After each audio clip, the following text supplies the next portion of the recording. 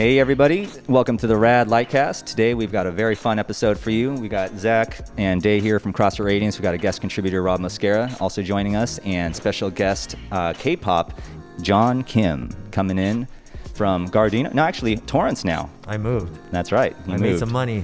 Now I'm going broke, trying to pay rent. Right, with the COVID. So anyway, so John's got a lot of interesting stuff to share with us. He has a huge breadth of experience to draw from, arts, music. He was actually, there's a reason why he's got the nickname K-pop, and he's going to go into that later. And also a very, very exciting new platform that's coming out for Asian Americans in terms of media and arts and just representation on that front. So let's go ahead and give a warm golf clap for K-pop show. Thank you. That's my full entire name, including my middle name too. But yeah, Young Kim. People know me as John Kim from high school and from here. But in Korea, most of my broadcast career was as Young Kim. So I decided to go as Young Kim here. Thanks for having me here, guys. Excellent, excellent. All right. So yeah, so we're going to just get right into it. I know there's a lot of stuff going on with COVID and whatnot, so we want to just get right into the goods. So can you tell us a little bit about yourself, the story of why you have the nickname K-pop here at CrossFit Radiance? All right, that name K-pop is kind of from probably 15 or 16 years ago, back in that's not, how long? I don't know how long it was 1999. That was almost 20 years ago, right? 20 years ago. I went to Korea when I was about in my early 20s and then pursued a career in Korean pop music. And actually, heck, I made it. And I ended up getting picked for a group called Sharp. And that's how my career went for about a year and a half. And then I left the group Sharp because it wasn't the music that I wanted to really pursue. And then got into a hip hop group called Uptown. And then we all got busted doing drugs, so it ended like that.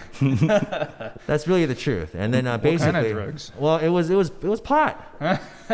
You know, I'm not even supposed to say this, but you know that's what happened basically. And over in Korea, the rules and the laws are just a lot more, you know, I guess stricter back then. It's a progressive nation though. Right now, it's not as strict as it was before, but back then it was kind of something that would end our careers. Yeah. So that happened, but then I kind of tried to pursue music for a little while longer. Had a couple of albums that I put out with other affiliations. One of them was Shin and Sung. The other one was one of the Soteji and the Boys. Oh, nice. We put an album out through his company, but you know, it's just that industry over there, especially back then. Even now, there's a lot of corruption in there, and the contracts that you sign. There's a lot of, you know, little loopholes in there that they can use to really just stick it up to you, right? Yeah. So after, you know, pursuing that for a little while, I got into radio broadcasting, and I hosted a Korean pop music show from 2004 until 2012 or so. And it was a 2-hour show every day. And that was during the time when K-pop really started growing. And I think, and I like to say that I played a big part in spreading K-pop to other parts of Southeast Asia. I did a lot of concerts, hosted a lot of programs there, and kind of did that for a little while until I came back to to America now, to raise a family here. So that's why you guys call me K-pop. Yeah, I love it. Yeah, and I love that. That's a great story. I actually grew up listening to Soteji back in the day. Yeah, right. And it was something big because it was like kind of K-pop meeting. That you know, K-pop didn't have that K-pop identity back then. Yeah. Back then it was just known as Kayo. Kayo? It's just Korean music. Kayo. Okay. That's what it was called. K-pop kind of formed around the 2000s, though. Yeah. Gotcha. Right on. So out of that experience, I mean, we just covered a lot of ground there. What would be some of the big takeaways? Like, what were some of the events and challenges that you faced during that stint through K-pop and through broadcast? You know, I'm not exactly sure because what I felt like were challenges back then were just kind of little things, little stepping stones for me to become who I am now. So I don't really feel that there were all these incredible challenges that I had to. There was a lot of dirtiness. There's a lot of dirty stuff, and there's a lot of dirt. Yeah. There was a lot of corruption. Everyone sees, you know, when you see like the entertainment industry, everyone just kind of sees that spotlight, you know, the glitter, the time when they're on stage, you know. But right. You don't see what happens behind the scenes. You don't understand that there's actually a business element of it, and this business is not the business of selling music, but it's also selling an image. It's also selling your character. It's selling your soul in a way to the world. Yeah. And there's a lot of stress involved in that, even when dealing with fans or even when dealing with the pressure of, outdoing your last album or outdoing your last performance. or just pleasing the crowd in general, you know? So right now you hear a lot about Korean pop music stars, or even Korean stars in general, committing suicide. Right. There is that dark side of it, right? So that's kind of one of the things that you do kind of go through. But if you survive it, man, you come out on top and you feel like $1 million and you know what to do in a lot of different things. And you also become clearer in your goals that you want to pursue. So I think that experience kind of brought me back here and put me in a place where I could pursue this one big last dream that I've always had, which is broadcasting in LA. Oh, that's awesome. And actually, that's a great segue into some of the stuff that you're doing right now with Axe Media. Can you tell us a little bit about that? That's right. So when I first came back, that was back in 2017, the first thing that I looked for was a way to broadcast. So I did apply to several newscast stations because I was an anchor for about 3 or 4 years back in Korea. And I did actually get a call back. But what they were offering was somewhere in the vicinity of like the high $30,000 mark for a general assignment reporter. And with a wife and 2 kids, one in junior high and the other one in elementary, I wasn't going to risk my the entire future of my family on some kind of a stint at some affiliate station somewhere near Bakersfield or Victorville, you know? Right. I wasn't going to do that, right?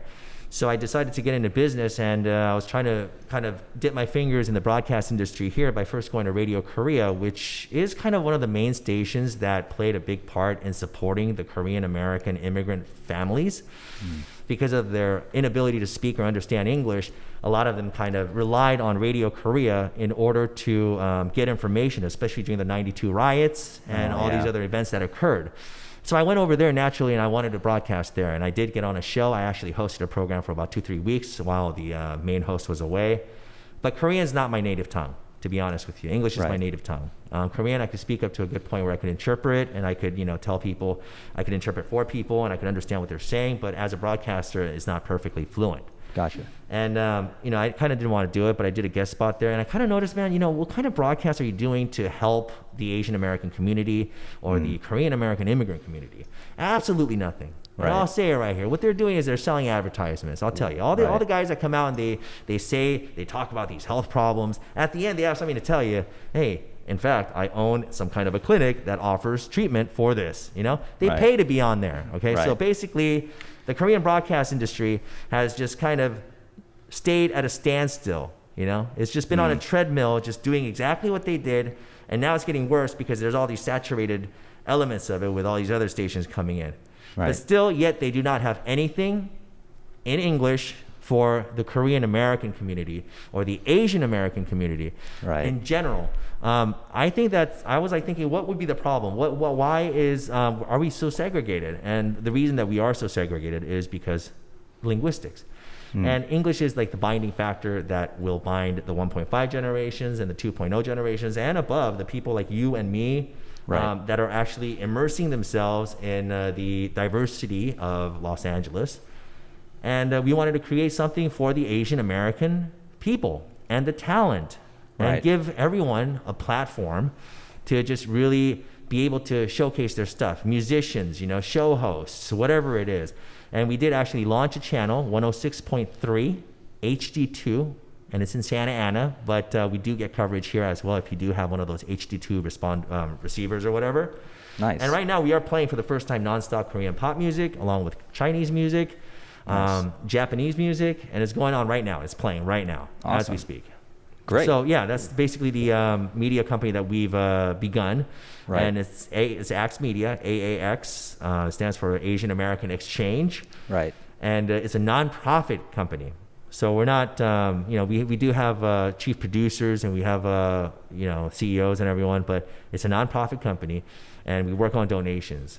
So right when we kicked off on March 1st is basically when we started putting the playlist together, and we were putting everything together and started airplay, and it was great, right? And then all of a sudden this COVID thing hit. So everything's at a standstill right now. We don't know exactly the future of how we're gonna do this, but right now we're working on a few streaming platforms so we could stream and start getting you information on what's happening with Asian Americans.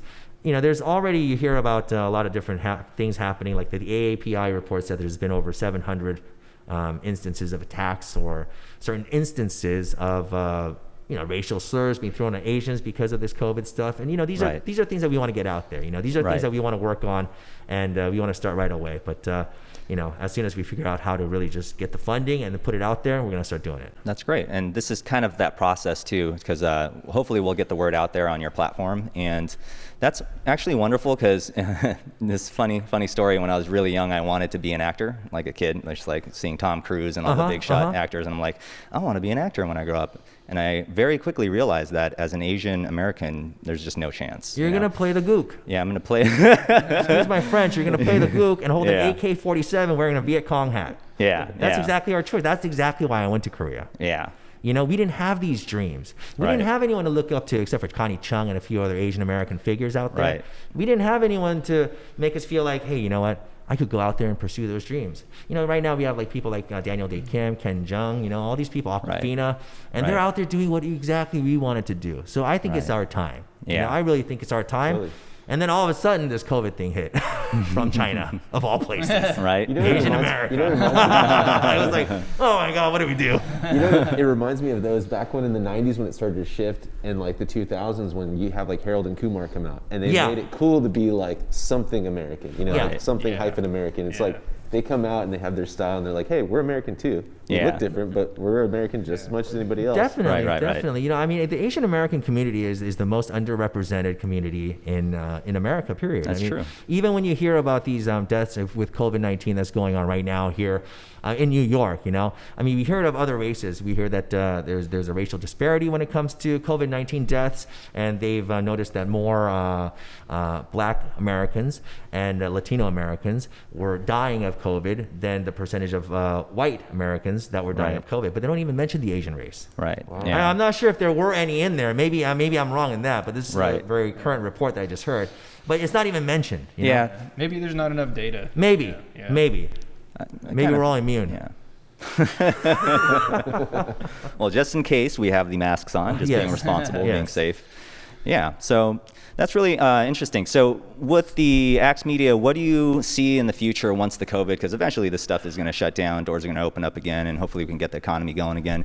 What do you see in the near future in terms of Axe Media? Is it going to be just like art and talent and music, or do you also see kind of a broadcast side of that as well, where there's going to be news that's kind of more centric to politics? So politics and news and all those things are things that I do want to pursue, but I don't think that me personally can do something like that. But we were going to have to get with, well, actually, you know what? Scratch that. I actually did forget. So let's just cut this part out. Yeah. On that term, we're actually working with Mei Lee. She was a journalist for quite some time, and she's also on board as one of the board members, and she's going to be providing her input as to what kind of content when it comes to news, or how we're going to put it together. That's all in the near future. We were actually planning to do a morning news talk show as well, and incorporate live elements with journalists going on the scene to create reports. We also do have a TV wavelength, actually a TV, I guess some wavelength that's saved for us that we can actually use on Spectrum TV. But I'm not exactly sure if I could use that part. But we do have channels we do have a way for a TV network as well. So that TV channel is also going to air some of the stuff from our radio, but we've also created a lot of content for BuzzFeed.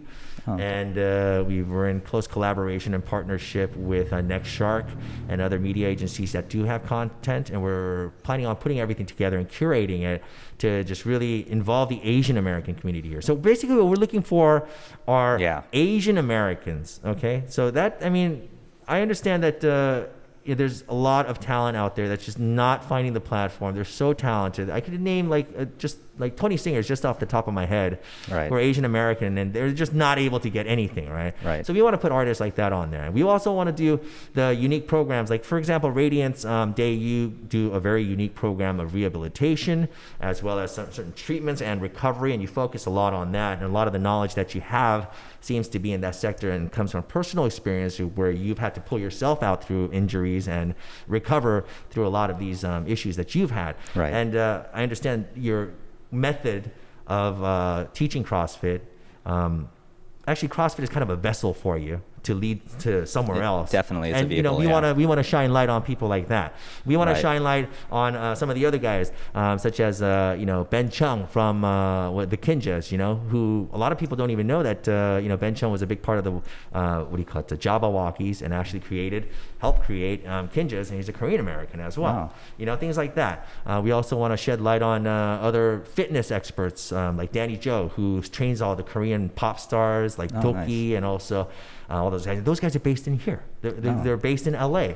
That's great. So hopefully they're listening right now. Well, I mean, we're gonna get them on your show too, and you guys can talk about all the different ways and methods of recovery. And you could do something like that too. Yeah, that'd be great. So we want to just bring everyone together, on this platform, and share this platform for everyone to promote themselves. Absolutely, yeah. We got to get the word out, and that's basically, that's what we're trying to do here with the RAD LightCast. RAD being recovery and development, recovery of our function, holistic function, and development as in holistic personal development. So perfect. And LightCast, hopefully this takes off for us, but we're, like you said, we're trying to shine light on subjects that don't get a lot of light. They're kind of been in the dark in terms of, whether in front of mainstream or culture or pop culture, et cetera. And so this is pretty exciting, actually. Personally, for myself, I'm really, really excited that somebody's taken the torch and doing this, because it's time. It's 2020. We need to get some more representation for all the Asian Americans out there. And thank you. Yeah. Thank you. I really appreciate it. But every single Asian American star or people in the entertainment industry that's either had roots in K-pop or C-pop or whatever it is that we've spoken to has been so positive. All the industry, majors and also the minors, everyone's just so positive about it. And they've been waiting for something like this. They're saying that, this may be like the greatest thing that anyone's ever done for the Asian American community in Southern California in 20 some years. Yeah. And we just wanted to push through. We need the support. We do need the funding, and we do need things to go in that direction, in a more positive direction. But we are working on a streaming platform as well. So once that gets through, it'll be accessible to more people. And not only that, we're going to open up some of the other YouTube channels. And I'm going to also do my own little podcast and also a Tubecast, or whatever you call it, right? Right. With video. I'm going to call it, mine's a little bit edgier, but I'm going to call it the Oriental Experience. And basically, we're going to meet people from all walks of life, Asian Americans that are struggling, that are doing something. And it doesn't have to be all Asian Americans. It could be someone doing business with Asian Americans. It could be anyone that's involved in anything Asian American, nonprofit or whatnot, right? Yeah, because there really is no platform that's just Asian centric like that. You've got Black entertainment, you've got just representation in every other culture. But you're right. There's not a whole lot on the Asian front. Dave, why do you think there is a lack of that? Because I really think Asian Americans are just kind of a little bit passive in nature. They don't like to stand out and make a big fuss over things and argue. They just want to be like, oh, you know what? Let me just make my money. Screw off. That's kind of it. I'm above you. I don't need to deal with you. Here, let me just make my money. That's it. Yeah. All right. And Asian Americans are the most prominent minority group in the U.S. Yeah, that's right. In terms of wealth, right? Well, I'm not sure about wealth, but there's a lot of poor Asian Americans too. So I don't want to just say that Asian Americans are generally known as wealthy, Well, yeah. But as a group, most Asian Americans I know are pretty, well off, right? But there's also a lot of help that we're getting from a lot of these guys too. A lot of successful businessmen out there, and that are providing, what they have, for a cause that they believe in. So that's, what we're trying to do is, it's not like just make a bunch of money, sell the company, and it's nonprofit. Like I said, we want this to be a perpetual type of platform that keeps on going even after I retire from it, even after I go away or whatever. But for now, we're gonna have people, little young talent that's gonna come up and that's doing things. I see these guys. I see a lot of people just doing these amazing things. Things that they could just do on their laptop. Before we needed a studio, we needed experts, we needed this and that. We had to spend like $100,000 of this and that in production fees. But now you can do this all on a laptop, and there's so many talented individuals that's doing it. We want their content as well. We want to just bring whatever it is and air it, curate it together, and just make sure that it's getting out there somehow. Right on. So then what would you see in the next 5-10 years, like a dream come true situation for Axe Media? Like, what do you see that look like?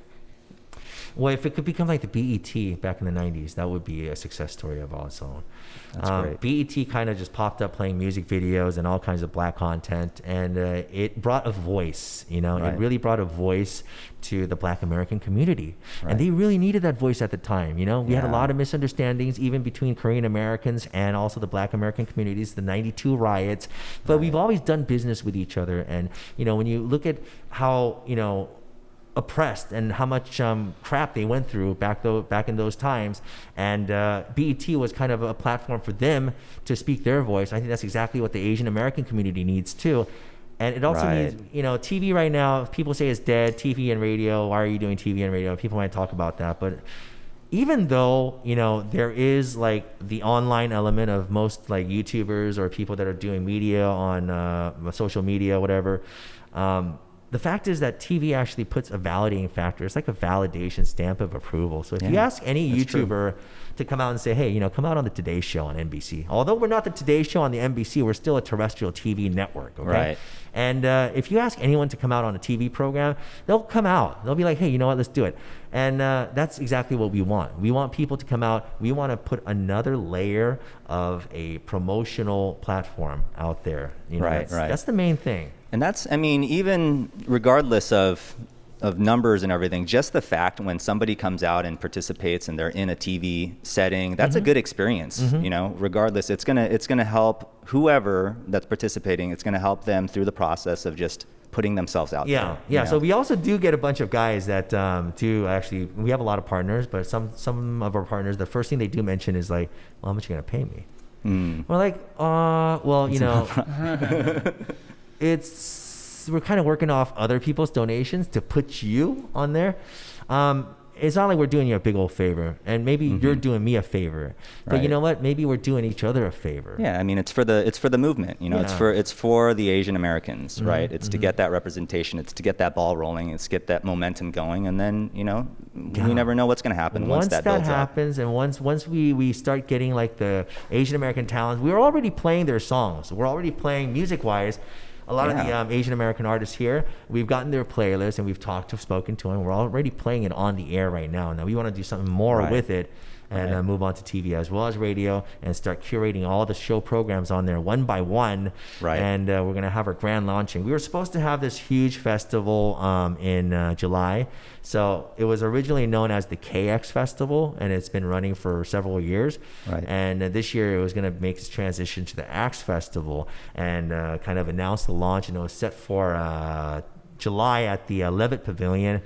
We're not exactly sure. Chances are, you know, from how it's looking right now, unless there's like a big, huge miracle, I don't think we're going to be able to have it in full force. But we're going to at least delay it and have it again, delay it with the launch as well, Right. With the official launch, and then launch everything together at that time probably. So Right. we're looking at different angles of trying to do this, and we're trying to get some voices out there as well. And I've just created a home studio at home, so we're gonna start building content on there and then sending it over, so we don't have to risk anyone's lives. Right, right. Telling them to move on over to a big old studio. Right. That's exciting. So let's lighten things up a little bit with what is the most fun you had out of the different things? You've had your hands in so many different things. I mean, like we didn't even talk about the UFC stuff. And, you know, you've got so much variety and so much breadth of experience that you're drawing from. And I really want our viewers to know kind of who you are and so that they can appreciate, you know, the information, the source, where it's coming from. You know, I'm just that crazy guy who just says, let's do it. You know, and I've actually there isn't really one experience that I could say really shaped my life, but it was just all these different experiences and all the crap that I had to go through that put a different perspective in life and gave me a lot of the lessons that I've learned. I think through everything that I've done, I've learned to deal with people mostly. I've learned to create, meet deadlines, write stuff. I've learned to dig. I learned to, just really just bother the crap out of us, even ambush people when it comes to, you've heard of ambush journalism, right? Just ambushing with questions and stuff that they're just gonna, crack under. I try to do every kind of stuff, right? I mean, but ambush. Yeah, it's just there's Do you have the face mask when you do that too? No. It's pretty wicked, some of the stuff journalists do sometimes, where you just put them on a spot. Yeah. And and just pull information out. They make them say stupid shit, and basically it ends up, just being detrimental to their careers. It's pretty common these days. What is that? It's like those magazines you see when you're checking out. What are those? Tabloids? The tabloid magazine style. It's just kind of like. It's like, but there's a lot of techniques out there that journalists use, a little dirty stuff. But I think, being a rock star, I think that's probably like the funnest thing. I mean, you can never. I even look back on it right now, and I'm like, well, God, I can't believe I was on stage and I actually performed at the Dream concert. These are concerts that drew like 10,000 people, and all together, and just cheering on several groups with like the top bands of the year, Right. And I look back and I'm going, well, that was like just total another lifetime ago, right? That was a real fun experience, but it taught me humility. That's good. Because that was kind of a time when I was youthful, I was young, I was cocky, and I was a dickhead. So it makes you feel like you're on top of the world when you're a star. But the fall is really hard. It's like a drug. You know? It's just like you go through this like period where everyone loves you, everyone wants you to come over, everyone wants you to hang out. You have ladies throwing panties at you. It's crazy. It's insane, right? But you kind of start to take that for granted, and then you kind of become this kind of, I'm all that. And then you start looking at people and going, well, I don't need to be with you. What's going on? You kind of grow this kind of head, See, that's interesting, because when I first met you, I never got that vibe from you. I always thought you were very humble and down to earth. You have to fall once. Yeah. And you have to, and then we fell hard. Yeah. Like hard. It was like God knew. And God was like, I'm going to teach this sucker some humility, and pull the rug right from underneath me, and then ended everything. It was like a snap, just like that. So John, since this is like a light cast, like how would you shed some light for the younger guys? We're all in our 30s, 40s, and the younger guys are going to go through some of that stuff where they can maybe navigate it a little bit better. What would you suggest they do when they're feeling kind of like on top of the world? Yeah, that's a great question. That is a huge question. I think a lot of it comes from your upbringing, and if your parents did the right thing, you probably kind of have a sense of, I'm going overboard, and you stop, right? Right. Or someone stops you. But one of the things when you're faced with that, I think you just always have to remember that you're really no different than anyone else, except you're talented and you tried. Yeah. Right. And you made it, okay? Right. But take out all these fans, and what do you have? You're nothing. You're nothing without your fans. Appreciate your fans. Appreciate the people around you. Appreciate everyone that played a part. You didn't make it on your own. Justin Bieber didn't go out there and make it on his own just because he needed Scooter Brown. There's always another person. There's a person that is going to take you there or can be of help there. And it could be anyone in any room. It could be a fan. It could be someone that you hate. It could be someone that talked shit about you yesterday. It could be anyone, and you never know. And don't burn those bridges. Yeah. Don't do it over emotion. Just keep a cool head and try to understand everything from each other's perspective, and just really try to keep the bridges that you need and recognize it. So good. That's what I would say. One thing I noticed for myself is when I've made bad mistakes, I didn't ask for help figuring out what I should do. Like I just made quick mistakes. You have to ask for help. I didn't ask my family or friends, and I just kind of like made a quick rush decision. And some of those were the biggest mistakes I've ever made. So exactly. You do need that second opinion. Every time you're unsure, don't be afraid to ask someone, or to consult with like a close friend, and to talk about some of these things. It's really important, I think. And it's definitely, I would say it's important to talk to the right people. Yeah. Because not one person can be everything for one person. Somebody.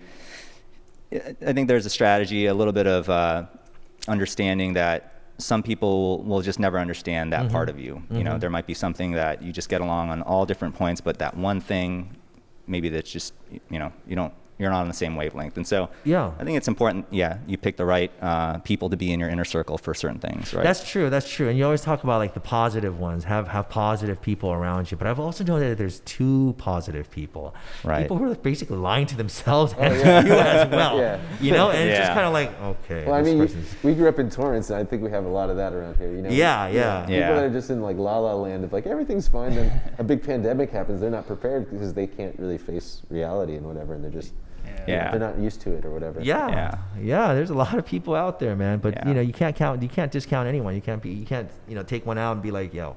That's what I noticed. I mean, there were like people that were not as famous as me when I was famous, and I was like, whatever's right. And it's the culture. It's the culture. You kind of if you're like a sambe singer, they call it a sambe. So basically, if you're a senior, if you made your debut like a year before, then you're kind of at a different hierarchy, right? And all the younger guys, they have to come they say hi, right? And in Korea, it's called insa. Yeah. And they all have to bow their heads all together in unison. Yeah. They're like going 1, 2, 3. 안녕하세요, 샵입니다. And they have to do that crap to all the other groups, right? HOT. Yeah. And these fuckers, they were younger than me, and I was like, 안녕하세요, 샵입니다. And these motherfuckers, they just sat there and they didn't even say hi. They didn't even return my hi. And I was like, well, dude, That's interesting. I mean, because in Asian culture, I've always thought like respect your elders. Respect your elders, right? So yeah, but elders don't have to respect you, especially back then. Right. It's the '90s is a weird year, I think, in Korea, especially. But it was pretty entertaining, And then you kind of pick up on that culture, and then when some newbie comes and says hi, you're kind of going, whatever. That's what I mean by learning how to be humble. Right. It really is contagious, especially the bad company culture. That's all contagious. But we used to not say hi to people back before too, right? And then later on, these guys become super famous, and they're still out there, and they're still making all that money. And I'm like looking back, going, man, I was a stupid ass back then, Yeah. You know what though is cool is like I like to see someone like you who has got like a lot of like electricity coming out of your pores, and I think there's probably a lot of even young people that are wanting to get into stuff like start being on video and start doing broadcasts and stuff like that. And I think a lot of people would want to know what's the path to getting yourself to get started, because you said some commentary for MMA or something like that, and like that's pretty big up there, and like you must have had to have some conversations, some meetings, and kind of impress how'd you make people. those connections? Yeah. I got in a fight. Just kidding. No, it's that, like I said, you can't discount anyone. He's rolling up his sleeves, everybody. Yeah, you can't discount anyone. You just know where you just don't never know where your next opportunity is going to come from. Right. And that opportunity came from an industry senior.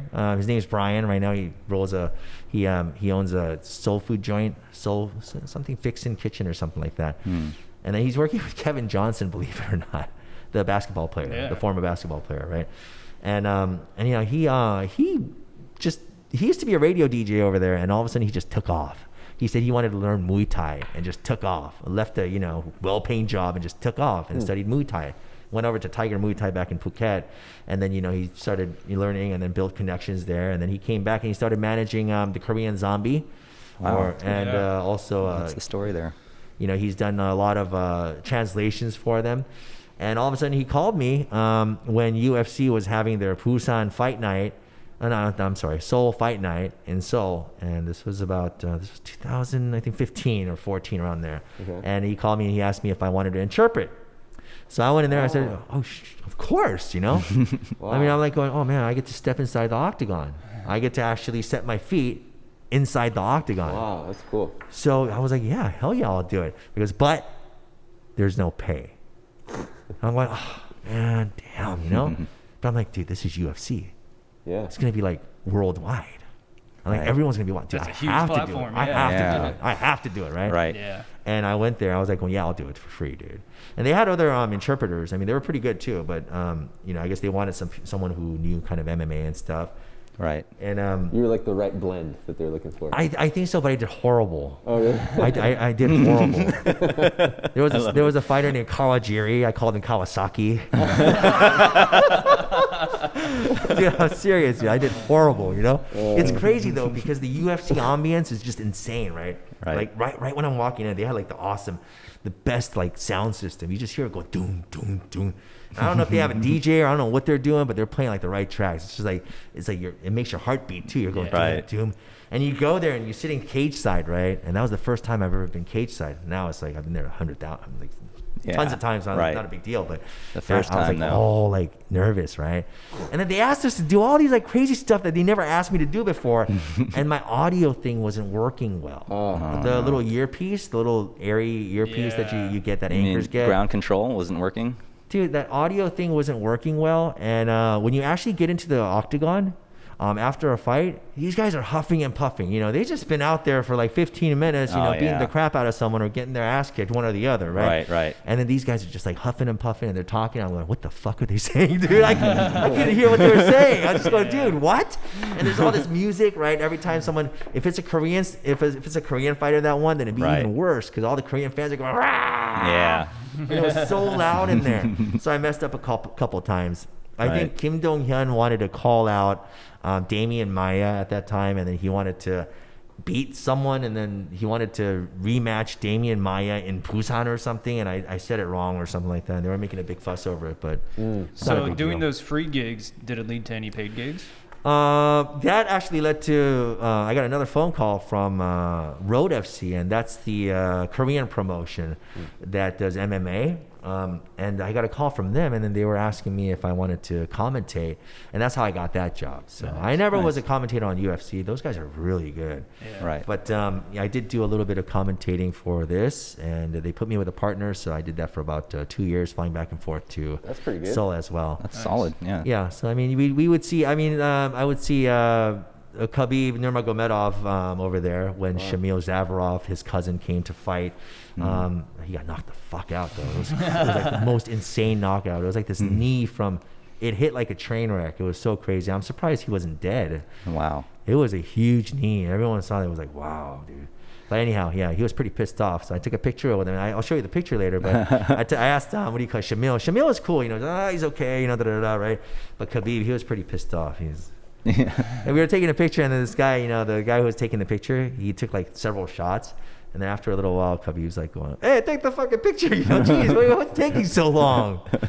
But I understand. So there's a lot of fun things that happen. I met Mark Hunt, some Nogueiras. Nice. A lot of these guys that you watch growing up. There's only one person that I really wanted to meet, and I didn't get to meet him, and that was Sakuraba. Yeah, That's who Halleck Sakuraba. fought, right? The Gracie killer. Right. Yeah. We grew up with the Gracie guys, and so I know, Yeah. and my son is learning from Rodrigo. That's awesome. Rodrigo's the man, dude. Dude, that guy, dude, what was like, I was going around all these different Gracie Jiu-Jitsu, whatever's, right? I checked out the university, I did this and that. And I went over there and I recognized him immediately because I saw him fight in Pride. And I was like, oh my God, dude. He's actually teaching every single lesson. Yeah. He's teaching Yeah. every single lesson. And the guy does not take a break. He's always there. Yeah. And I was like, passion. I'm coming here. Is that the Right. one that's right here off of PCA? Chuck E. Cheese. Yeah, right. Yeah, Chuck E. right Cheese, there, right there. There you go. I went And- to his studio one time with Halleck. We just kind of passed in, and he was super cool, but he was like Yeah. intense, and I could feel the energy from him. I was like, Yeah. man, this guy's a killer. Yeah, he was one of the things was that the Gracies are very known for they're kind of passive, like especially with Hoist when he fought in UFC. Yeah. Hoist Gracie showed a really passive style, and none of the Gracies could punch. There Right. wasn't like a knockout artist, and it was a real like, boring yeah, fight, One of these. Yeah. Yeah, especially that It's that almost old just pose. like just to hold some like distance, but Exactly, and they're all wearing keys, Yeah. and he always Yeah. went with the key, right? Yeah. But then y'all also had Henzo Gracie, that was like the new breed of Gracie, and Rodrigo was also like kind of like he wasn't a middleweight, but I think he was just a weight class just a little bit smaller, Yeah. and I think he was a Hickson was a Hickson good was one too. That's right. Those guys, and you guys know all of them because they all like kind of settled Well, they here went to after our school. UFC, Yeah, right? They went to we our went to school. high school. See, I'm from the San Fernando Valley, and it was like a total different vibe there. So Torrance is kind of Our new to little me. by West High, there's a little block of where everyone lived. You Oh, know, yeah? and they were on that side of it. We were over on this side, and Zach was like right there, and like Yeah. we just had that whole square. Like, do they ever do people like pick fights with them? It's happened. It's happened. We've had our share of. Yeah, when we were in high school, it was like people tried to challenge them, and they'd lose. You know, Really? it was great. Yeah. Yeah, I remember a couple of those Yeah. backyard fights. Backyard, Yeah, so backyard Chadero parties. Park. So that's how I got into MMA, and it was like funny because like I actually loved it. It was fun, but it's just I don't know. It's a tough thing. It's You know, really that's the tough. thing, John is, like- Anik, when you see what he does, dude, that guy's insane. He's such a wordsmith. But like you loved it, you know, like you already liked MMA. Like it was kind of like it kind of integrated with your skills. Like Yeah. you're good at talking, good at doing your thing, good with people. But then also when you can tie that into something you love, I always try and tell people this concept of ikigai. You know, it's like a Japanese concept of you got to do what you love, do what pays well, do what you're good at, and do what the world needs. And when all those like things come together, then you just like light up and you're like all cylinders firing or whatever. And it sounds Yeah. like to me like everyone that has kind of a similar story to you, it's like things started coming together where you're firing on all those cylinders and like. I think like you get these opportunities. That's also I think what I would tell like the younger people. Opportunities come in so many different forms. You have to learn to recognize it, and you have to be ready for it. Like example, if you're going for an audition or something, you know. Right. I mean, because I say audition because I took like 100 of those. I didn't just become a singer overnight. I failed like mad. You know, I went over there. People were telling me straight up, "You're ugly." Oh my God. The only thing you got going for you is you have a small face. Because Koreans are really into the proportion. So if you have a big head and you come out on TV, you look nasty. I'm telling you, you're going to come out with a big old head, right? That's different from American culture because they're always like the big head, you know, like Vince from Entourage. Like, he's got the big head, you know? Let me tell you why that is so. It's because That's funny. Caucasian or Latino, and look at them, they all have bigger eyes than us. They all have higher nose bridges, and they have bigger noses, and there's more dimension. So it fills in like, better. Yeah, like the brow ridge is out a little bit more. You have double eyelids like you. See, you're already good looking, Rob. Well, I identify as Asian though, because I grew up with Dae here. You know, I had to go to his house. Annyeonghaseyo. You know? Like, yeah, so I mean, there's a lot of different features that come together, and when it's on camera, you want a bigger nose, you want bigger eyes, and you want that dimension, you know, and it comes out better on camera. But if you have a big head, small eyes, small nose, then your head's gonna look weird. It's just how it is. Is that why there's so much plastic surgery in Korea? Yes. Yeah. Korea has perfected that look. They have. That's why all the stars look the same. Oh wow. You know? Do you see that as a problem? No, I don't. Because I understand it now. Yeah. I did before, but the magic that it does to your face, I mean, like, not like, you know, the magic, but just when it's on camera, it's for the camera. Yeah. That's what it is. It's because to look good on camera. Because the camera is going to pick up on that little 2 millimeter filler that they put on the bridge in between your eyes to lift that nose. The camera will recognize that. Right. Yeah. You know, and it won't be like something like, oh my God, you know, she did something. No, it'll just be like, oh my God, she looks pretty. You know? So But that's how why. do you think that affects their self-esteem though? In the long It's a dicey topic. Yeah. You know, I really think a lot of stars, I mean, I know there are a lot of people that would argue, but I think a lot of stars have self-esteem issues in general. And that's one of the reasons they take to the stage or they take a career like that. Right. And sometimes it's like this this kind of subliminal kind of desire to do something like that because you've always been afraid of it. And when you actually talk to them, you'd be surprised how insecure a lot of stars are. Yeah. Although the image they put out is like the sexy, you know, this and that. Right. But when you really talk to them and you get on the inner, you know, it's a lot of insecurities are there, and that's where a lot of screw up happens, and it shows up later on in life when they've actually failed in their singing careers. So you know, I would like to say that if it makes you feel good, then who's to say anything?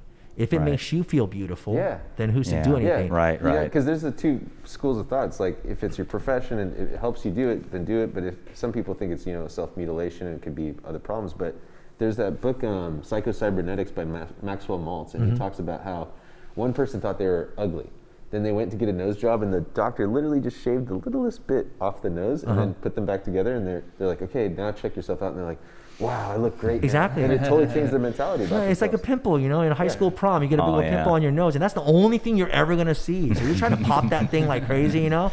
Yeah. I had a birthmark right here. That was like my staple birthmark as a kid. But at one point I was like, I just don't feel good about it. And I got it removed. And then I was like, now I like the way I look. It made a big difference, you know? Yeah, if it's going to further your career, if it's going to be something that's going to make you feel better. But there are people that get addicted to it. I mean, like there's people that just really can't stand. Can get out of balance for sure, right? If you don't have the personal development and make it holistic. Exactly. If you're just focusing on just the image and just that surface, then that can definitely get out of hand. Yeah, so plastic surgery. Korea's probably the #1 plastic surgery places, and they've kind of perfected that method of becoming beautiful. And they've kind of perfected the whole K-pop, like that whole, you know, pop music. You know, don't they have? You can probably speak on that. I don't really know a whole lot about that, but that's kind of Korean pop music. Let's face it. Okay, it was its own type of music back in the '90s, but it used a lot of elements from foreign style. Like for example, it was reggae at one point. It was you know, pop music at one point. It was hip hop. And they used all these little elements and they put it together and they fused their own thing. And I will be honest, there was a lot of copies back in those days where they used to basically, the songwriters, I worked alongside a lot of them, and a lot of them would basically say, okay, this song is hot in the US. Oh, it's Britney Spears. Oh, baby, baby, you know that one, right? They'll be like, okay, get that beat. And they'll get the beat. And they'll imitate that sound. They're using like several sources to get that sound that sounds like it. And then they'll use that bass line, but they'll cover it up with a different melody. Right, right. There's been a lot of cases like that. And a lot of countries... Well, that's the music industry in general. Exactly. Exactly. You're right? But that kind of... the system that the Koreans made, the Koreans are very into like kind of like this professionalized education system. Everything has to be done through like an institute. So testing, you know, Korea's like the #1 testing place, you know? Right. And basically, I think they decided to kind of incorporate something like that and then put lessons and started training their idols. So we're not having these, you know, pop culture icons like, you know, these artists that have done it on their own. But you're rather getting potential talents and then putting them together and then it's like a sending sport. to there's idol schools for Christ's it's like a professional sake, you know? sport kind of, right? And then you're kind of sending them to these schools, these SM centers, and they're signed at a very young age with not a lucrative deal, but a promise, some money, a signing fee, and also like a promise to nurture and teach them and train them. And then basically they have a pool of trainees that they've been working with where they can pick for each project. Sorry, I said product because it is a product. I'm sorry, but it is. And that comes with Sonyeoshidae. You know, they were trainees for certain years, and that kind of system started back in like the 1990s, the late 90s, and it grew and perfected over time. Right. And then now you have a lot of songwriters that are coming out with very original material. The new generation of song guys, you know, who are not copying anything, who are just coming out with original materials, but sticking true to this like culture of Korean pop or K-pop hooks, bridges, repetitiveness and catchiness and a little dance. Right. And that formula is really catching on. So it took some time to step out of just the cookie cutter copy and for them to systemize it, get the framework in, and then they can start to. I don't really follow Korean culture that much. A couple years ago, there was that Gangnam Style song. Oh yeah. Like, what's your take on that? Okay, so Psy, when he first came out with that song, that was back in 2012. I think it was late 2011. Yeah. He was his career was not on a high. Yeah. You know, he was always known as this like, you know, just comedic singer who does a lot of parody, kind of like a Weird Al Yankovic, but Weird Al, also with a lot more musical flair because he actually did study music in Berkeley. Right. He has a very good music background. He's a very talented person, but he did drugs one time and then he got busted. And then that kind of dropped. Sucks one time. I know. Wow. I don't know if it's he one only time. got caught once. But he got caught. Yeah, Exactly. You know, it's like you own a business. You catch someone stealing from your store. Do you fire him because it's their first time, or have they always been doing it and you just caught him? Right. Yeah. You know, well, you usually go for the latter, right? So I don't know. But anyhow, you know, his career wasn't going too good because of that incident. And also, he went to serve the military service because the military service is mandatory in Korea, and it was found that he was doing other stuff. You know, he wasn't really serving it. You know, he was like performing and he was like going out clubbing and doing this and that. And then they caught him, so they sent him to the army again. Oh wow! So he went to another term of the military service. You're guilty of partying. Yeah, he came out. He released a couple albums, but it was kind of lukewarm, right? Right. And then he just created this song. He just made it. And when I first saw it, I was like going, dude, this is like Margaret Cho, you know, bashing on the Korean American race or something, you know. That's when I first saw it in a way. And it was just too parody, right? But I was like going, oh, this is kind of fun, but it's not my style. Right. And then it just totally took off somehow. It just went viral. Everyone just thought it was so funny. Yeah. Right. You know? And well, that dance, you know. Yeah. yeah. But Psy's known for crazy stuff like that. Yeah. So yeah, I think it was luck. It was a lot of luck. He ended up doing that and succeeding in a big way and really brought K-pop, another kind of boost to the Korean American community and the Korean That was a community. big boost because I remember when that happened. It was like everyone was like, "Holy shit!" Exactly. That shit was global. And it was also kind of the force that what YouTube can do, what social media could do. You know, that was like the biggest thing. I mean, it's still I think the video with the most hits. I think most views, right? It's up there. I remember it was him and Bieber at one point, but He smoked Bieber. In fact, Scooter Braun reached out to him, He reached out to this guy Q, who's kind of, involved in a lot of the entertainment stuff, and then basically got a hold of Psy and then brought him over, started doing the Today Show, and, the rest was that. Psy came out with a couple other singles after, but I think he tried to conform a little bit too much to the American audience and always kind of consciously held the American audience and how are we going to please them? Right. And then work with Snoop Dogg and, this and that. Yeah. And, it is what it is. It's a Macarena. I mean, what are you going to say? Yeah. I mean, you do have those every once in a while, and it's not bad. There's nothing to be, Yeah. You're awesome, dude. You did what no one could do. Right. Yeah, that's incredible. But what really amazes me right now is the popularity of BTS. Oh, shit. You know what? Oh, no, just, yeah. That oh shit usually means like, I don't think I was 3.5 billion. Yeah, that's still the highest, right? That's crazy. That's a lot. Yeah. And the Korean pop music industry is not what it was back then. When I was speaking with the CEO of DBSK Collective, and that's Bernie Cho. He was also a CEO of MTV Korea. And I was speaking, well, scratch that. I'm not sure if he was a CEO, but he did get pretty high up there. But what happened back then, huh? Oh, yeah. The cameras. 30 minutes. Yeah. Oh, okay. It's been 49. Shit. Okay, so we gotta restart the cameras real quick. Oh, you want to keep going? Is it interesting? Well, I wanted to cover one more thing. Okay. Because we've brought in the Asian listeners. We've brought in hopefully some of the UFC like MMA type listeners. Mm-hmm, we brought in a lot of like Korean culture, people that are into Korean culture.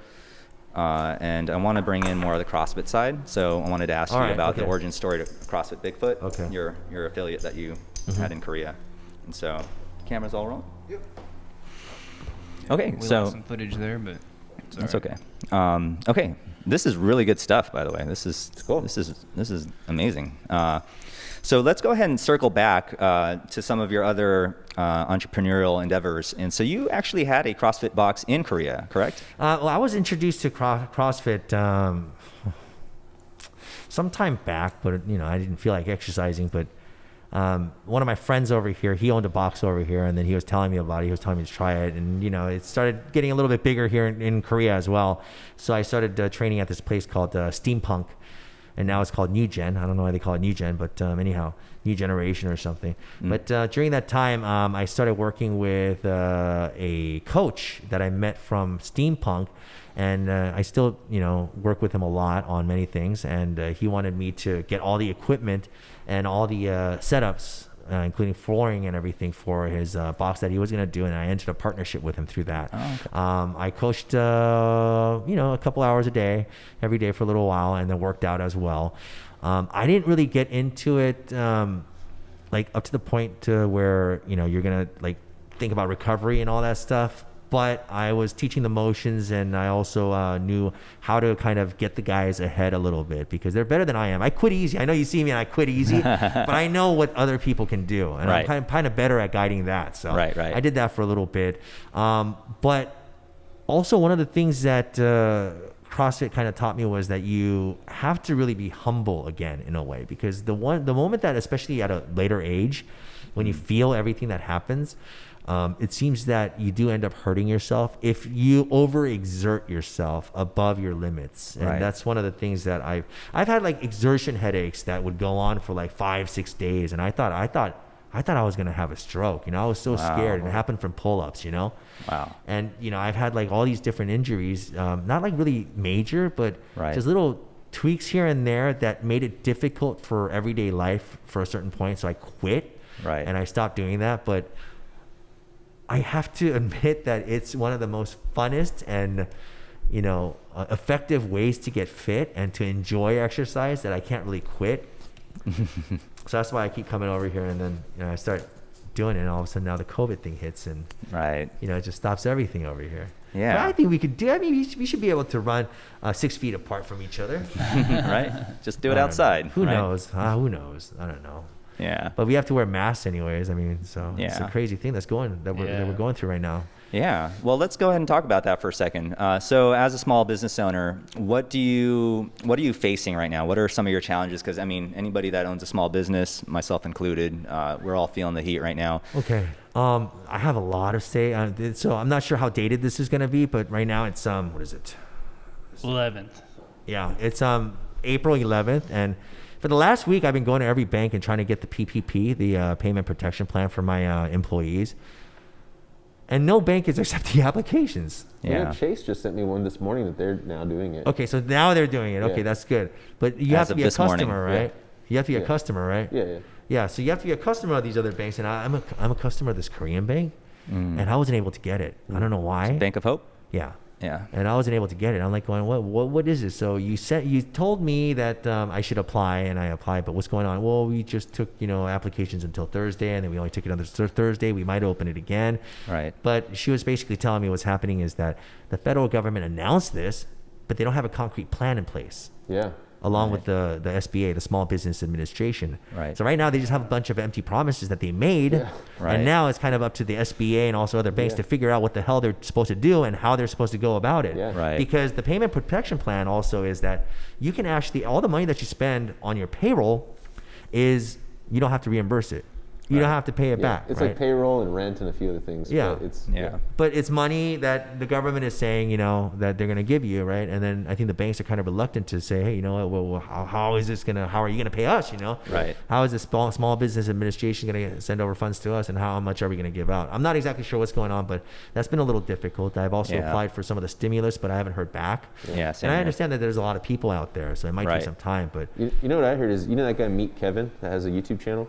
He basically said that, he breaks down the actual bill, and he goes, here's what you can do. You can get up to $2 million, but the 10K is the one that's going to be waived. But if you go about it the right way, right. But even still, the SBA is trying to backtrack, and like you said, they don't even know how they're going to fulfill on the promise. So right. And that's what I'm saying. They're promising people free money, basically. Yeah. Right. Okay, but I mean, I believe that people should get that because they shut evering down overnight. Right. They didn't give us any. I'll tell you exactly prepare. what happened with my restaurant. Okay. Yeah. So what happened was, I had to pay payroll tax. Payroll tax from last month is going to come to about $6,000, or whatever it is, right?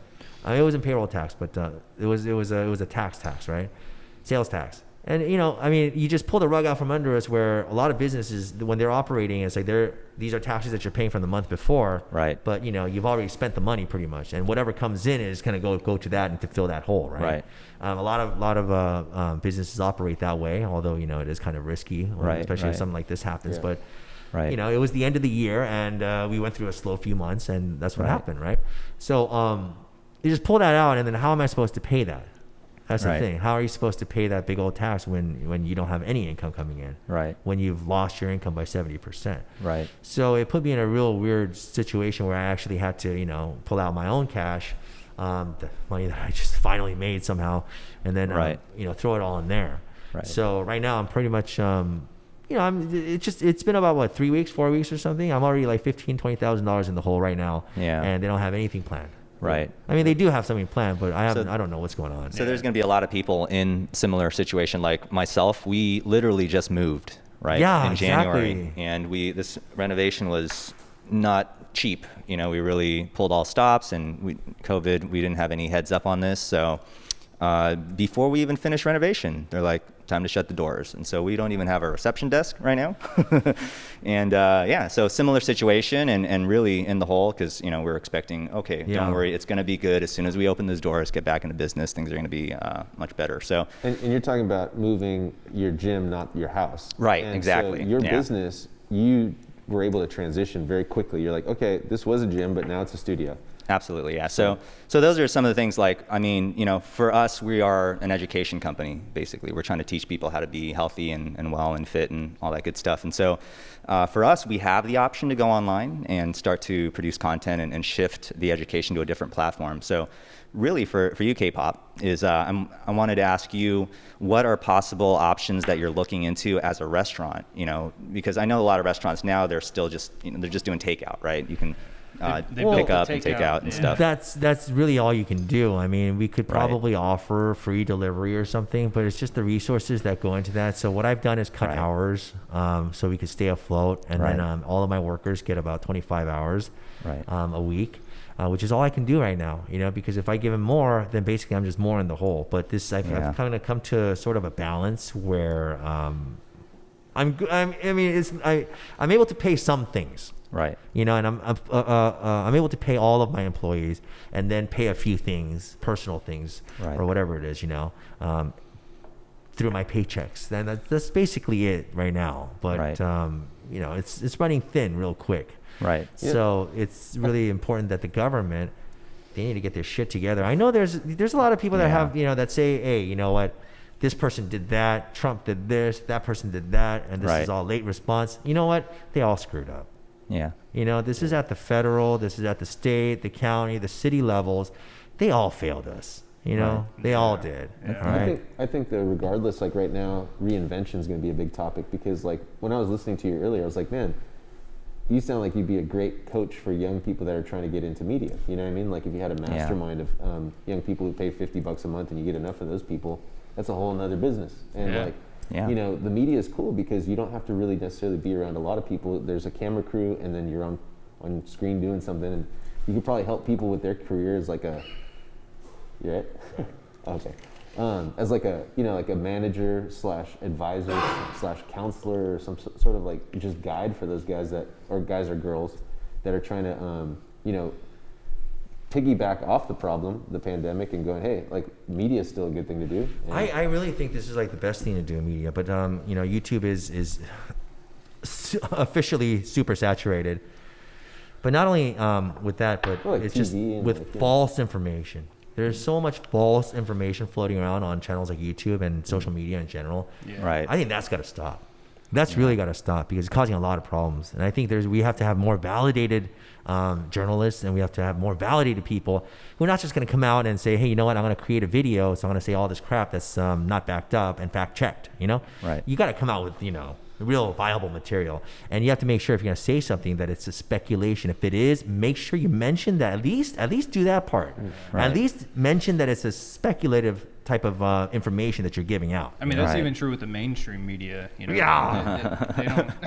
yeah, I mean, it's just. I as know. bad. I know. We won't even. I know exactly which ones you're talking about. Who's all of a sudden gone on this like butt fuck run towards Trump. And now it's like what they've done is discredited themselves. Where I used to really go to them as a source of information, but now it's biased information where they're hanging on with 4 experts, from different fields for an hour about what Trump's tweeted about. Yeah. Right. It's a little bit ridiculous. Who can you It's trust entertainment, these days, It's well, yeah, like it's reality a total Wild TV. West right now. So I'm more center than anything else, but I don't support, or I'm not going to say anything about that, but it's just the fact is, man, I see what's going on. It's just kind of sometimes a little bit too much, where I used to look at another news channel on the opposite end of the spectrum, and I would say, oh my God, they're so full of crap, Right. But now I'm saying it about the other one, Yeah. So what's It it goes come both to? ways, yeah. What's it come Yeah. to now? Right. Just news that you can't trust. Pretty much. It's kind of come down to that. Yeah. I mean, Once you lose I your leave my TV off.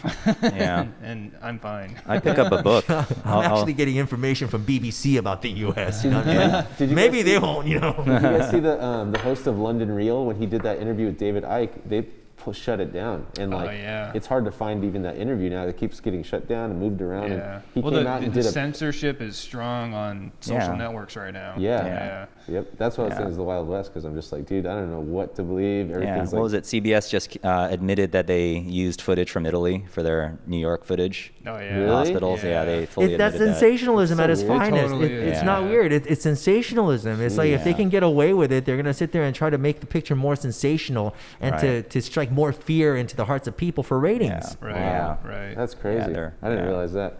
But I mean, It happens all the New York, time. New York Yeah. is It's super nothing bad new. right now. Like, what did you guys say the date is right now? April what? 11th.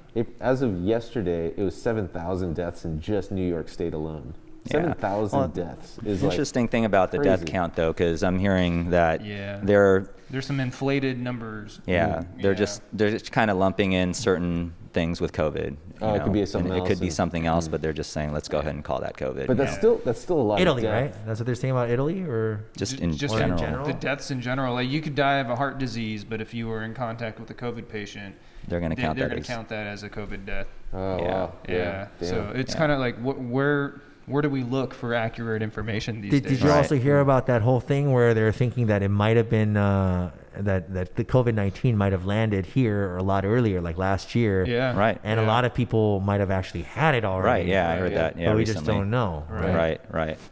That's what I'm saying, man. You just can't trust you can't trust anything these days. It's hard. Yeah. It's hard to distinguish the signal from the noise, for sure. And that's kind of what we're hoping to do here on this platform, is kind of sift through what's being presented and try to kind of organize it, put some order to the chaos, and hopefully package it in a way that's going to make sense, and really, most importantly, give people motivation and positive outlook. And so on that note, what is your source of light when things get really, really dark for you, K-pop? Like when it seems like every day for me it's a roller coaster. I feel good at one moment, and then something happens and it kind of triggers me, and I go, is everything going to be okay? And then I have to kind of go to that place, where I find that source of light. What is that source of light for you that keeps you fighting and keeping your head in the game and staying on the horse, riding off into the horizon? Honestly, it's the burden of family.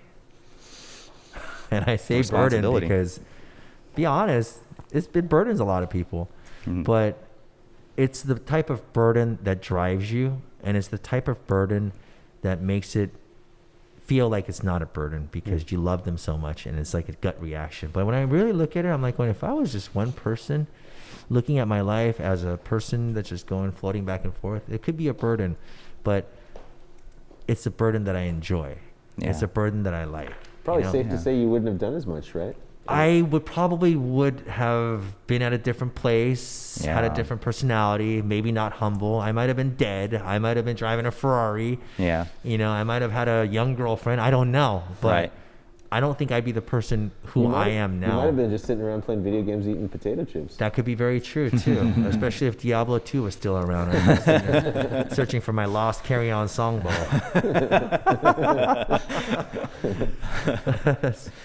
So I would just tell everyone, just really, you just, man. It sounds to me like you have something that's important to you that gets you up.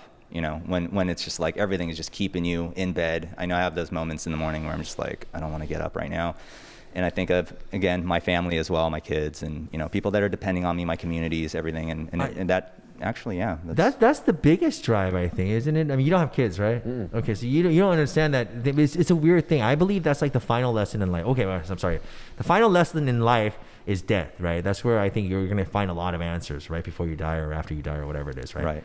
But I think one of the trivia of life is learning unconditional love, and I know some people might argue that if you could learn that love from this and that, but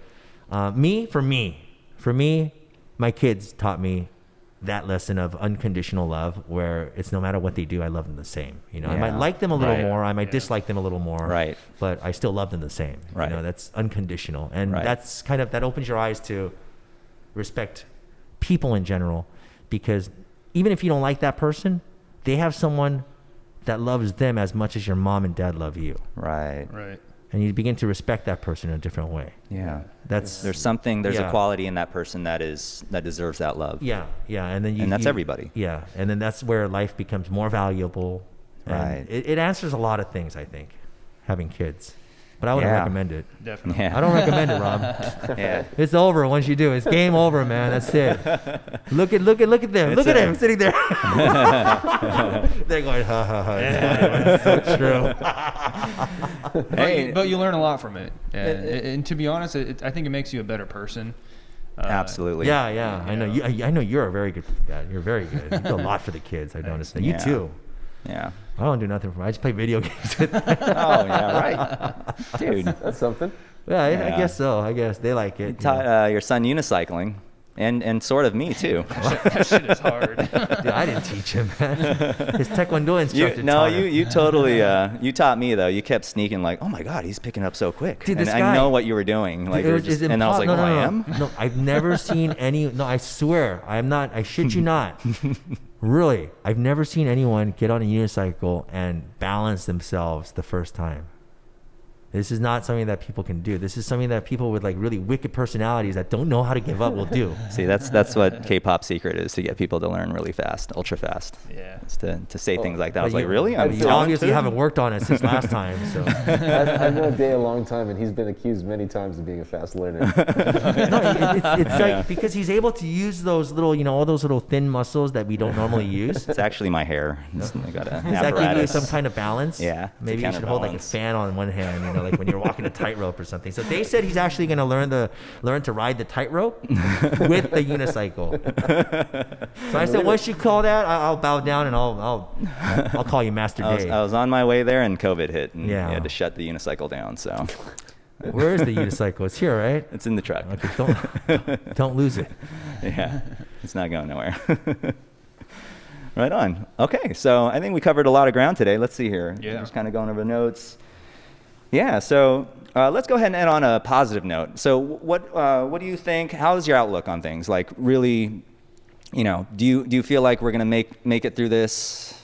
And what's it going to look like once things pick up again? Oh, remember after 9/11, there was a lot of uncertainty that occurred. There was, fear. People weren't, didn't feel safe. I think it's going to be like that. Yeah.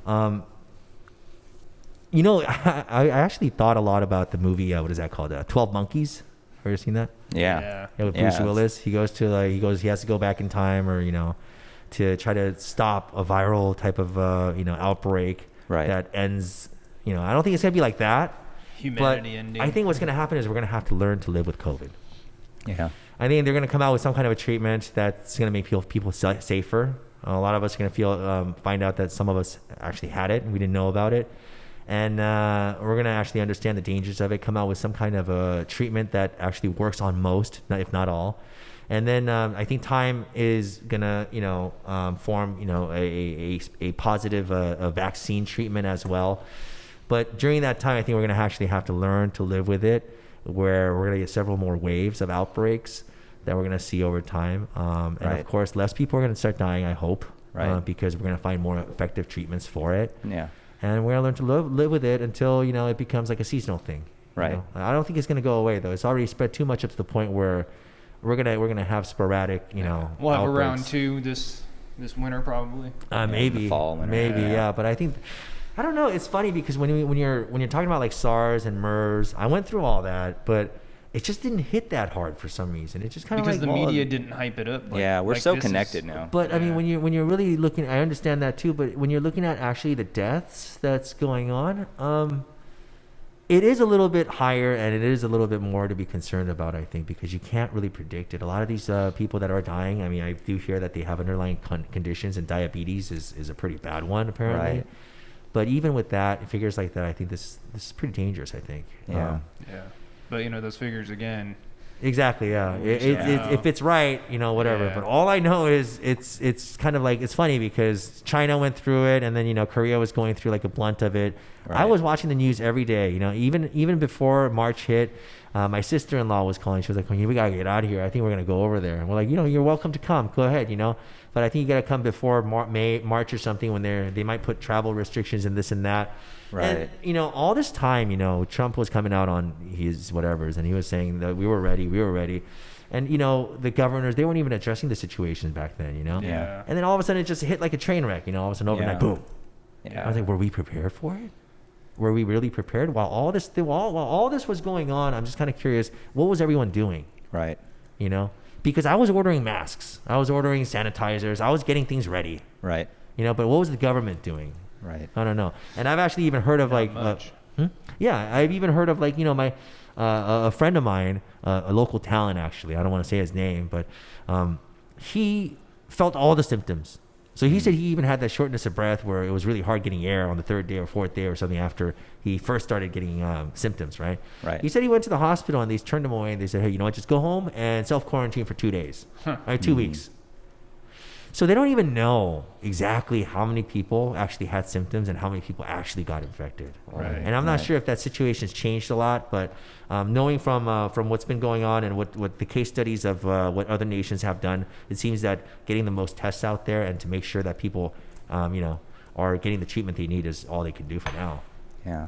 Yeah. Well, it seems like we're ramping up the testing. You know, we have the highest confirmed numbers, so that means we've been testing the most. I mean, are we like, so it was California. California is kind of a funny one because I don't think they're finding as many infections in California for some reason. I feel like we kind of shut things down very abruptly and quickly, and maybe that might have flattened the curve a little bit for California. And we have a friend who runs CrossFit competitions around South Bay, and one thing that he noticed and mentioned is that in California, we're already kind of in our own little bubbles. You know, we're already kind of used to being in our own cliques, in our cultures. We got Koreatown, Chinatown, like all these different minority cultures that kind of stick together.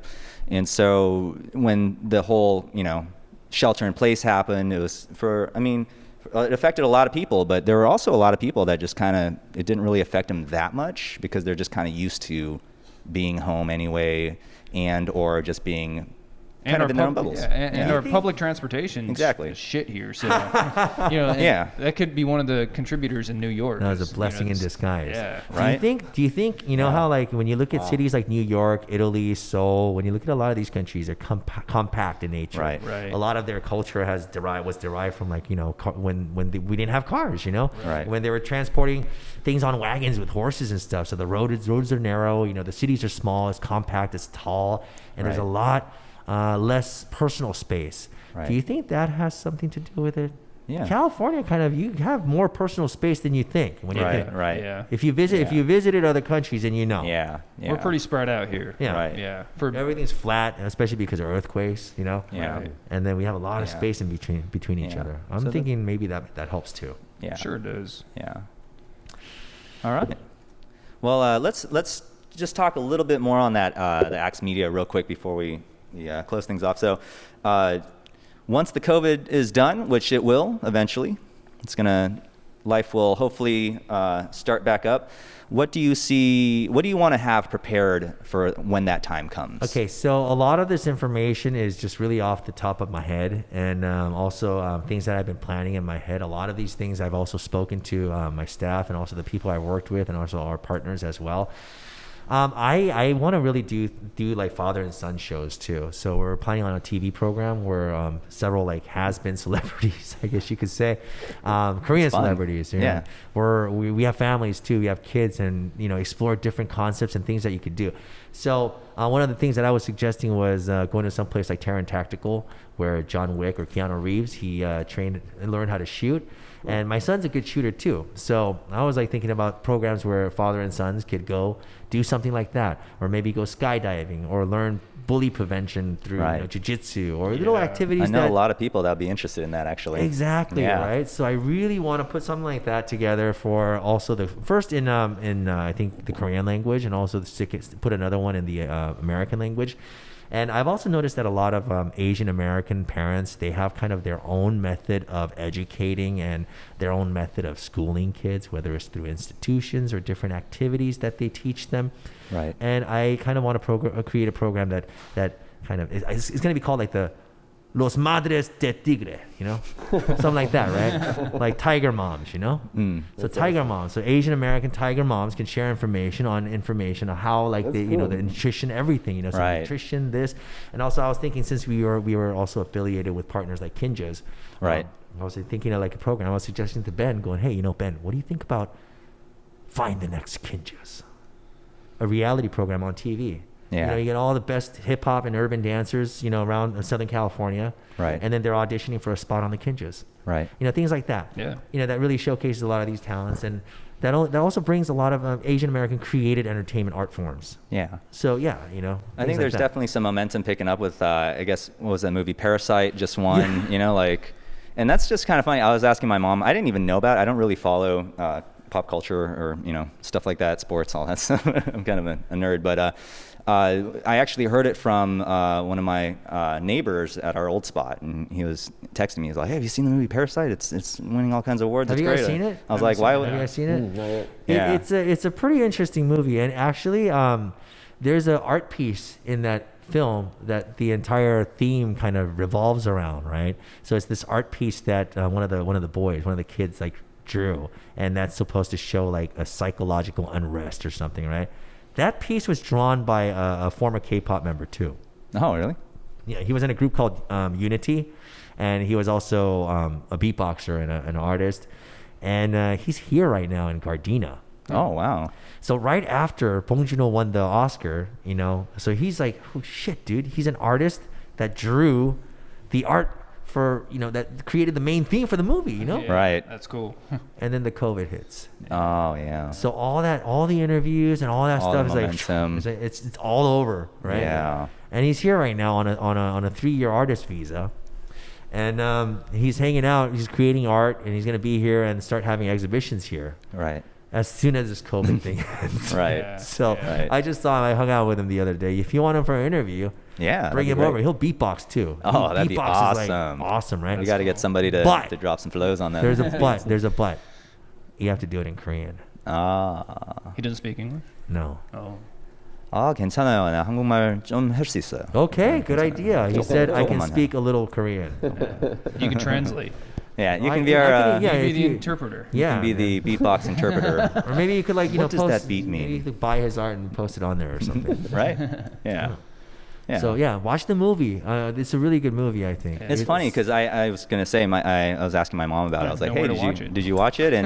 And she's like, "I don't get it. I don't get why that movie won the Oscar." You're right too. You know, Because when she's I all- was watching, I was going, I don't get it either. But I think Bong Joon-ho or Juno Bong, the director, he always puts sort of like a sarcastic spin in there, kind of a parody or a cynical look at a satirical look at Korean Class. society. Right. Right. And it outlined a lot of elements of Korean society that we just kind of look at going, huh, big deal, right?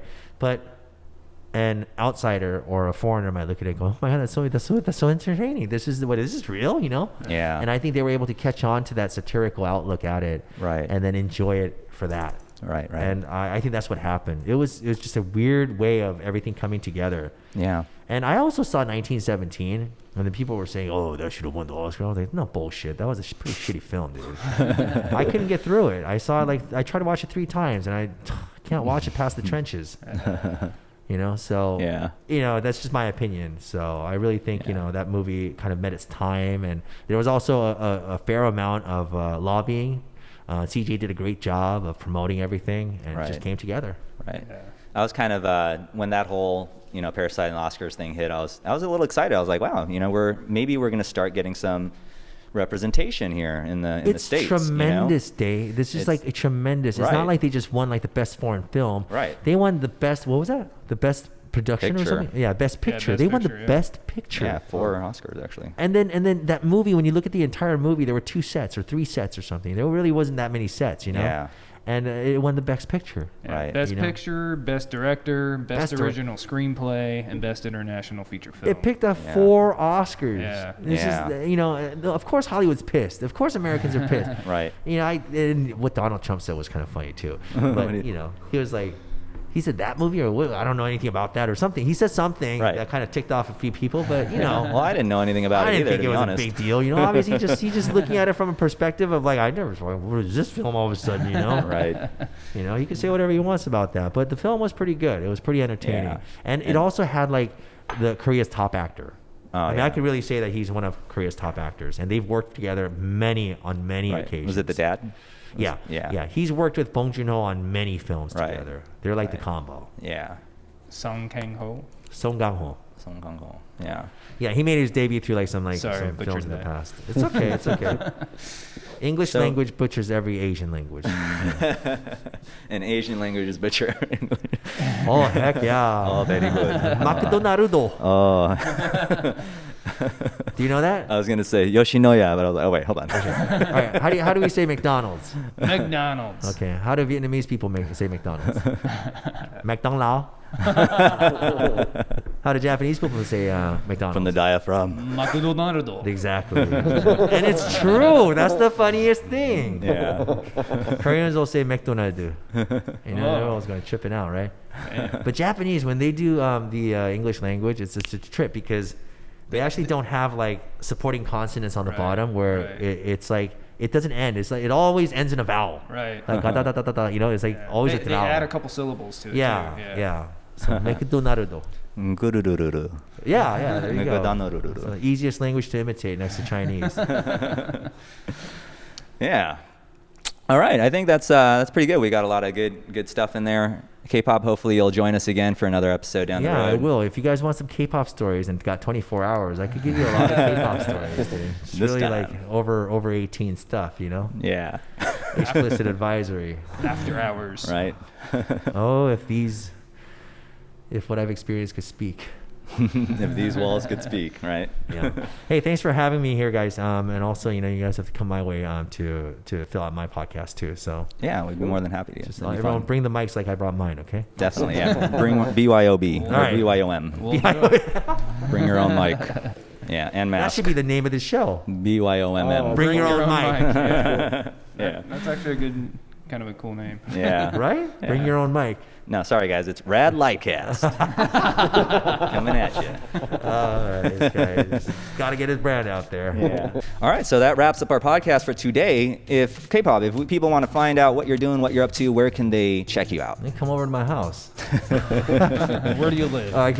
You could just check me out on Instagram. I mean, it's just like a list of like pictures that I put up, you know, whenever I feel like. It's not a theme or anything. It's just me, my family, or my friends. It's Kim Young John, KIMYOUNG Awesome. Yeah, that's it. Or Very you can- good. Yeah, or you can catch us on the air soon on 106.3 HD2. That's right. And if you're a budding Asian artist of any type in music, art, movie, film, you name it, make sure to follow Kim Young John on Instagram and get in contact with him because he's got a platform that is going to be launching as soon as COVID rolls through here and doors open up again. Maybe I'll tell you about my porn project too.